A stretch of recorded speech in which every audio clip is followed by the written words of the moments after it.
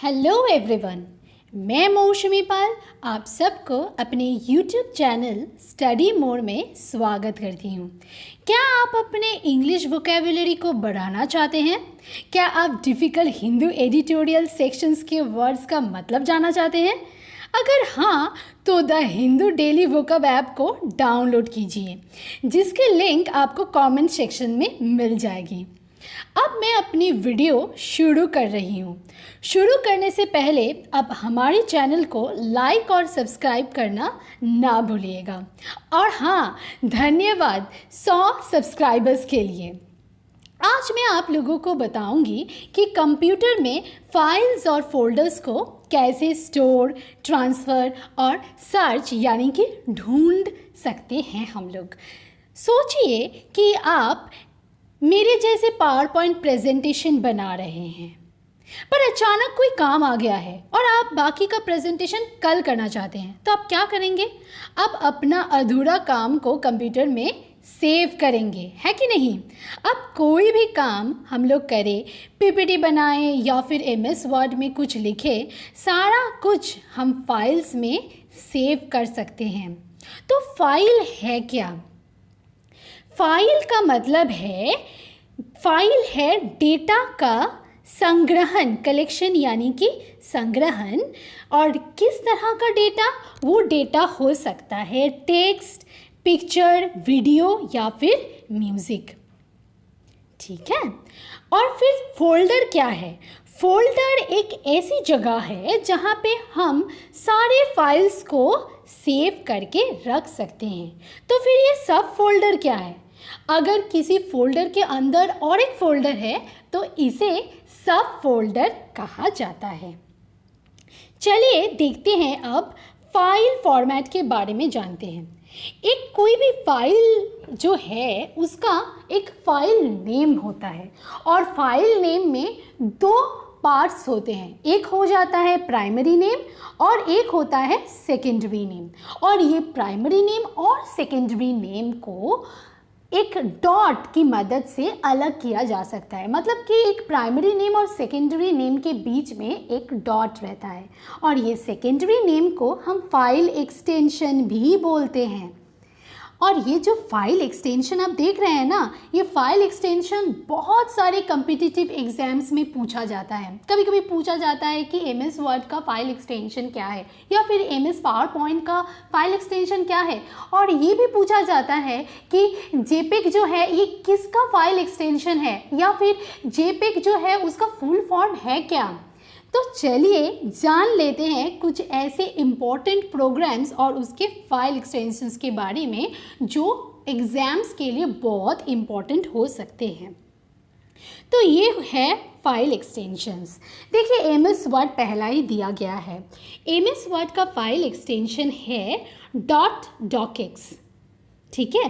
File extension MS power point का है .pptx। MS Excel का फाइल एक्सटेंशन है .xlsx।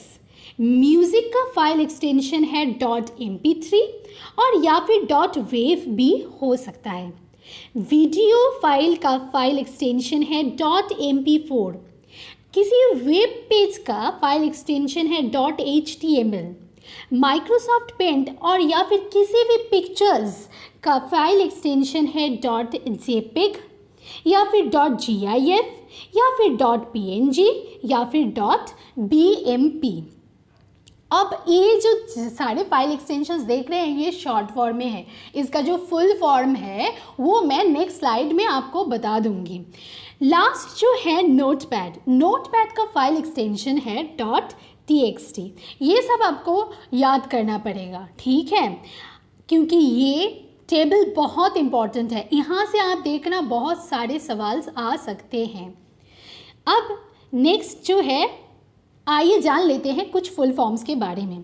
जेपेग का फुल फॉर्म है joint photographic expert group. BMP का फुल फॉर्म है बिटमैप। बिटमैप किसका फाइल एक्सटेंशन है? जस्ट नाउ मैंने बोला, बिटमैप फाइल एक्सटेंशन है किसी भी माइक्रोसॉफ्ट पेंट या फिर पिक्चर फाइल का, ठीक है। GIF का फुल फॉर्म है ग्राफिक्स इंटरचेंज फॉर्मेट। PNG का फुल फॉर्म है पोर्टेबल नेटवर्क ग्राफिक्स।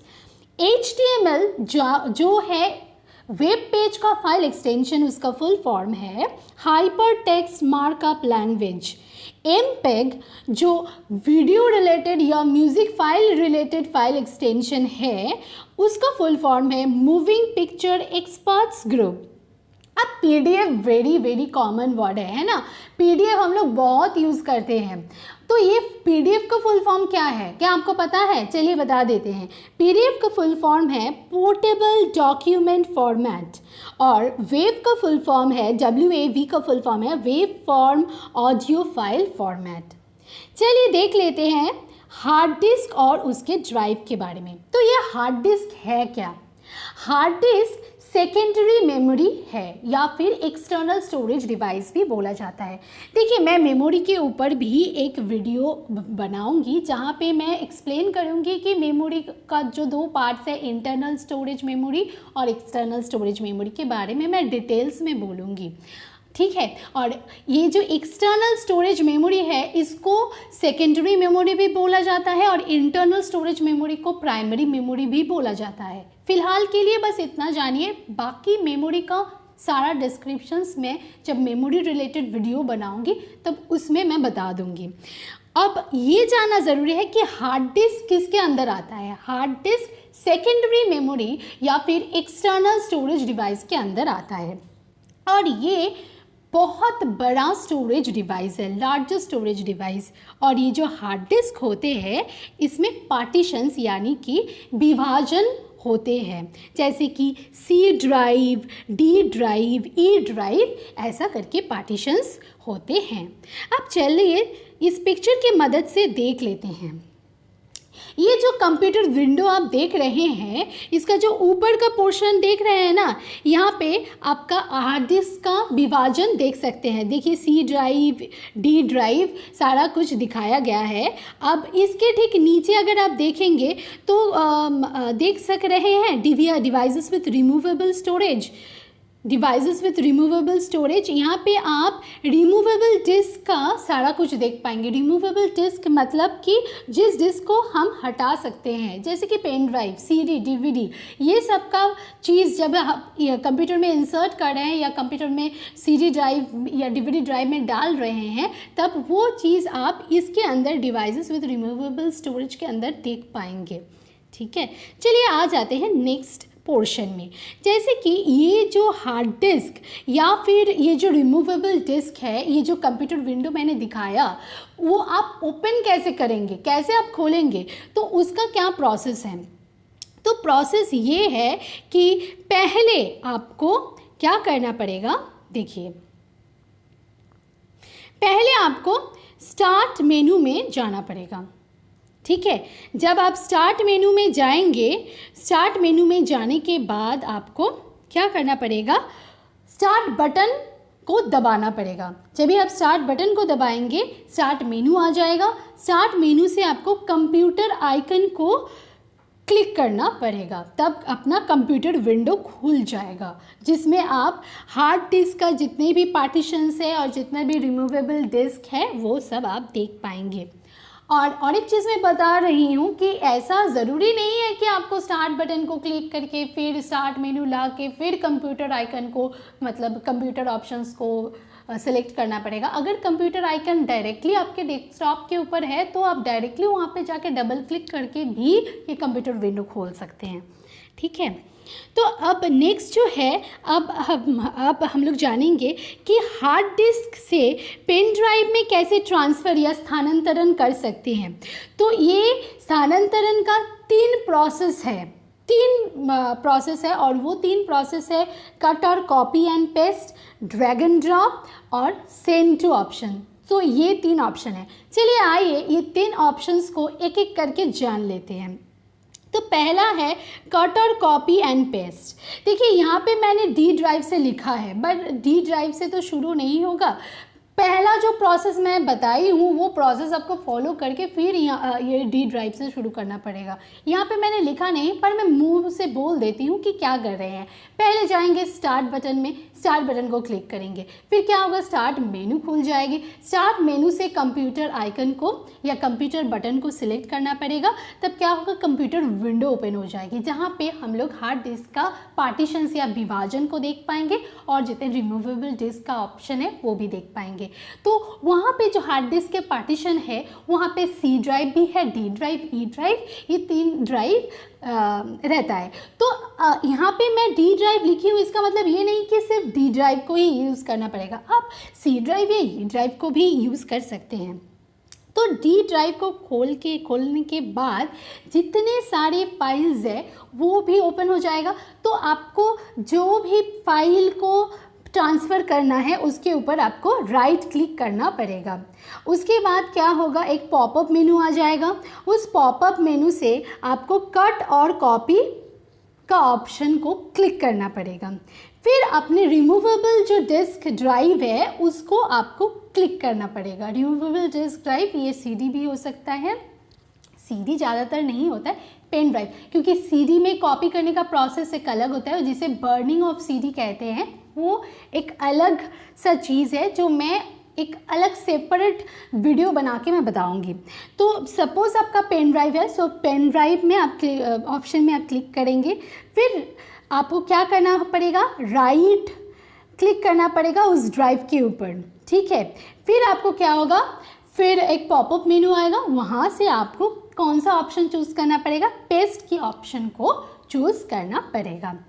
फिर आ जाते हैं नेक्स्ट ट्रांसफ़र प्रोसेस में, जैसे कि ड्रैग एंड ड्रॉप।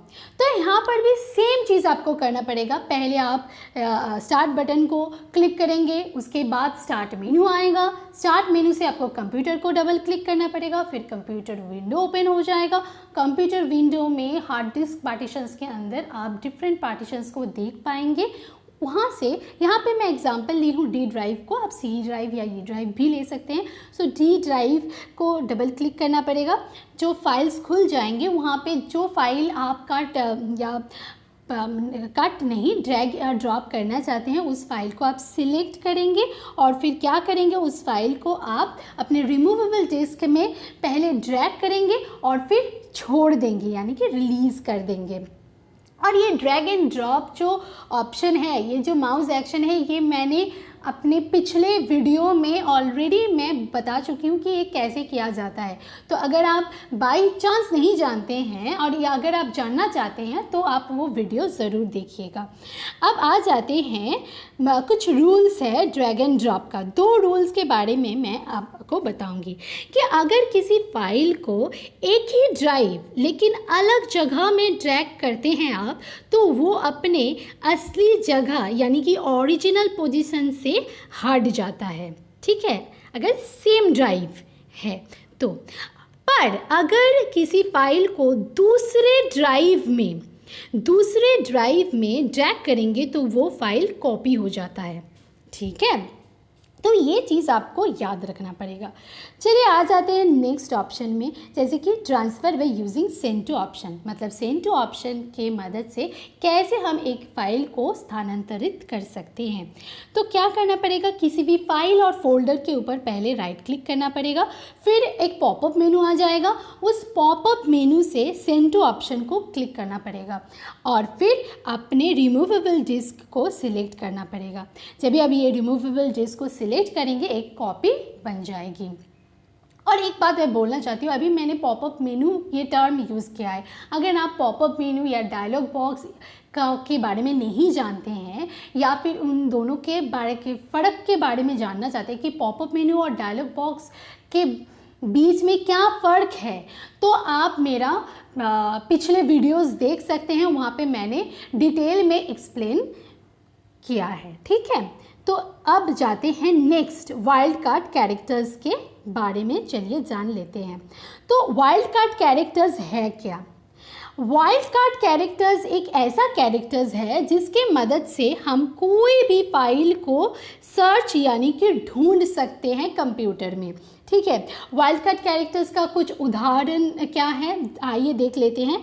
ये जो स्टार साइन है या फिर एस्टेरिक साइन जो है वो एक एग्जाम्पल है, और ये जो प्रश्न चिन्ह है ये भी एक उदाहरण है। ये जो स्टार है या फिर एस्टेरिक साइन है, इसका मतलब है कोई भी संख्या का अक्षर इस स्टार के मदद से हम लोग बोल सकते हैं, और ये प्रश्न चिन्ह का मतलब है सिर्फ एक अक्षर। ठीक है, तो आइए देख लेते हैं कुछ एग्जाम्पल्स, यानी कि कुछ उदाहरण देख लेते हैं।